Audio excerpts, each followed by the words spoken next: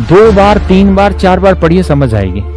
पता है, मैं तो सरकारी स्कूल में पढ़ा था अपने गांव में, ठीक है। बाद में दिल्ली आए हम तो ट्रेन पकड़ पकड़ के। और मैं जब पढ़ता था ना तो मतलब मेरे को बहुत कम ही चीजें याद अपनी बचपन की। छोटी क्लास में पढ़ता था तो गरीब परिवार से थे, घर परिवार के सारे ही आदमी जमींदारी में झुके रहते थे, पढ़ाने के लिए हमें कोई कुछ नहीं कहता था। हमारे डंडे से पिटाई नहीं होती थी जैसे आजकल हमारे बच्चों की या तुम्हारी उम्र के बच्चों की हुई होगी, पढ़ ले हरामखोर पढ़ ले, ऐसा नहीं होता था। हमारे गांव में उस समय पानी नहीं होता था, मीठा खारा पानी था। हम 8-8 9-9 किलोमीटर दूर से लेके आते थे पानी, ठीक है। उस समय घर वाले पढ़ने की नहीं कहते थे, उस समय कहते जा खेत में पानी बढ़ाया, पुराने काम। छोटे छोटे बच्चे थे हम, 4-4 5-5 6-6 साल के, तब भी से हम काम करने लग गए थे, हमें कोई नहीं कहता था। मेरी एक ताई थी, वो घर में रहती थी, तो उसको मैं याद करके सवाल सुनाया करता था। तो मैं क्वेश्चन भी याद किया करता था और सॉल्यूशन, क्योंकि वो भी पढ़ी लिखी नहीं थी।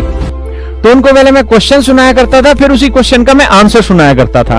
और जब मुझे कुछ चीज समझ नहीं आती थी ना, तो चूंकि मैं बच्चा था, मैं समझता नहीं था उनकी बातों को, और वो भी इतनी पढ़ी लिखी नहीं थी कि वो उन चीजों को समझ पा रही होती। लेकिन उन्होंने मुझे एक बात कही, अब तो वो स्वर्गवासी हैं, उन्होंने मुझे कहा कि तू बेटा घबरा मत, तू ऐसा कर। मेरा नाम था एक लोकल, जो भी मैं बताऊंगा नहीं।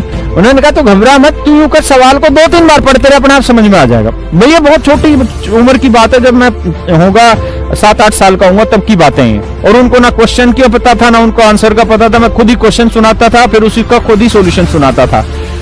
और तब उन्होंने मुझे ये बात कही कि क्वेश्चन को 2 बार 3 बार 4 बार पढ़, अपने आप उत्तर बता देगा। जो अनपढ़ थी उन्होंने मुझे ये बात बताई, और मैंने जीवन में हर जगह ये चीज फॉलो की है। आप चीजों को 2 बार 3 बार 4 बार पढ़िए, अपने आप उसका उत्तर समझ आ जाएगा।